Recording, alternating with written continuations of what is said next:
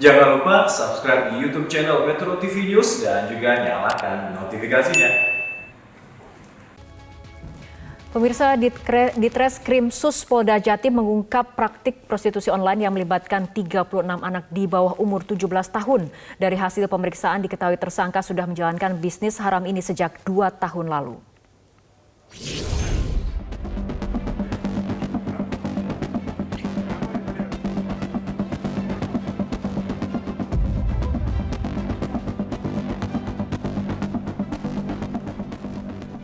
Inilah video penggerbekan yang dilakukan petugas Subdit Siber Ditreskrim Sus Polda Jatim di rumah kos milik tersangka OS di Kota Mojokerto, Jawa Timur. Terlihat sejumlah anak di bawah umur telah menunggu pria hidung belang di dalam kamar kos. Para gadis rentang usia 14 hingga 16 tahun ini menempati masing-masing kamar sesuai dengan paket yang dipilih pelanggan melalui penawaran perantara di media sosial. Paket yang ditawarkan beragam, di mana tersangka menggunakan tokoh di anime Doraemon untuk menutupi modus prostitusinya. Setelah dia ngekos, kan prosesnya itu di-invite dulu di Facebook ya Messenger.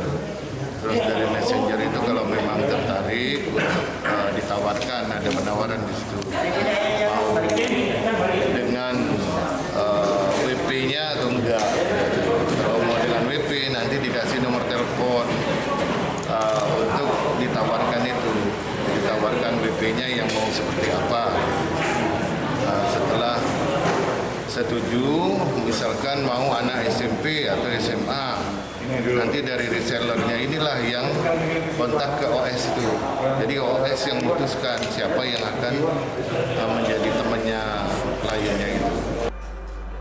Dari hasil pemeriksaan tersangka terungkap bahwa modus kejahatan prostitusi online dengan melibatkan anak di bawah umur ini sudah dilakukan tersangka OS sejak 2 tahun lalu. Meski mengaku mengenal korban, namun tersangka membantah jika melakukan rekrutmen untuk prostitusi online. Kadang mereka datang sendiri bersama saya, tapi memang sebetulnya sudah jadi WC. Dari hasil penyelidikan polisi juga diketahui jika tersangka mendapatkan setengah bagian dari harga yang sudah disepakati dengan pria hidung belang. Polisi akan terus mendalami kasus ini dengan menggandeng pihak KPAI karena melibatkan anak di bawah umur.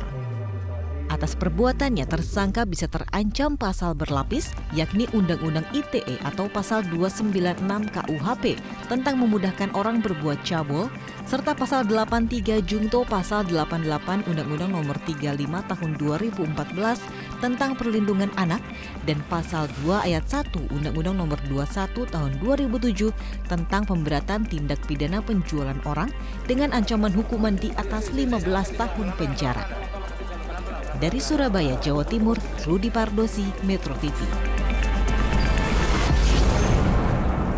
Pemirsa, bagaimana modus prostitusi anak di bawah umur ini terbongkar dan bagaimana muncikari merekrut para korban dan terlibat dalam kejahatan prostitusi anak? Saat ini kita sudah terhubung dengan Kabid Humas Polda Jawa Timur, Kombes Pol Gatot Repli Handoko. Selamat sore Pak Gatot. Selamat sore, Assalamualaikum. Mbak Fitri. Waalaikumsalam, Pak Gatot. Bagaimana sebetulnya kasus ini awalnya terungkap ataupun terbongkar? Baik Mbak Fitri, jadi awal mualnya Polda Jatim, khususnya di Skrimsus Polda Jatim, itu dari hasil melakukan patroli di media sosial. Jadi dari media sosial itu ditemukan ada satu akun yang ditemukan. Dari satu akun itu menyebar lagi ke beberapa akun yang ternyata setelah didalami itu adalah bentuk daripada prostitusi online, Mbak, yang dilakukan oleh tersangka OS atau bisa disebut dengan Mr. Kos. Jadi yang bersangkutan ini mempunyai beberapa kamar, ya kan, kamar kos yang itu disewakan dengan membentuk beberapa grup daripada dari akun-akun yang ada di Facebook, di WhatsApp. Di situ dia merekrut daripada anak-anak di bawah umur. Yang seperti kita ketahui umurnya antara 14 sampai dengan 16 tahun. Dan mereka membentuk yang dinamakan kelompok, kalau saya sebut kelompok Nobita Doraemon. Karena setiap kamar kos itu dinamakan masing-masing item seperti ada Nobita, kemudian ada Suzuka, Baik. kemudian ada Sumeo dan Gayen, gitu Mbak. Baik. Kalau Pak yang Gatot, tarifnya bisa lama jamnya itu, ya Mbak. Ya, ini ada puluhan anak di bawah umur yang direkrut. Apakah para korban ini dan pelaku sudah saling kenal sebelumnya atau seperti apa? Kalau dari hasil penyelidikan oleh tim cyber dan pemeriksaan daripada penyidik Diskrimsus, ini yang bersangkutan ini merekrut Mbak. Jadi sudah kenal dengan anak-anak itu, dan anak-anak itu yang digalang oleh yang bersangkutan OS itu. Oke, untuk tersangka sendiri ataupun pelaku, pasal apa saja yang digunakan?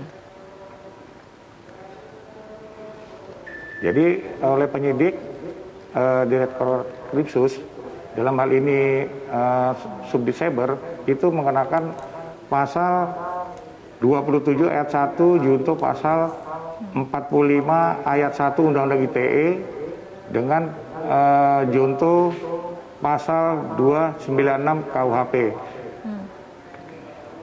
Ya, Pak Gatot, tapi karena korban adalah anak-anak di bawah umur, apakah ada kemungkinan tersangka juga dijerat dengan Undang-Undang Perlindungan Anak? Nah, jadi penyidik akan bekerja sama nanti menggandeng juga dari pelindungan anak juga, Mbak. Oke, bagaimana dengan para korban sendiri yang jumlahnya hingga mencapai puluhan? Apakah ada pendampingan atau seperti apa? Karena kondisi korban sendiri adalah anak di bawah umur. Oleh kami nanti tetap diakan pendampingan. Nanti makanya kami menggandeng dengan lembaga perlindungan anak itu, Mbak. Baik, terima kasih Kombes Pol Gatot Repli Handoko, Kabid Humas Polda Jawa Timur telah berbincang bersama kami sore hari ini.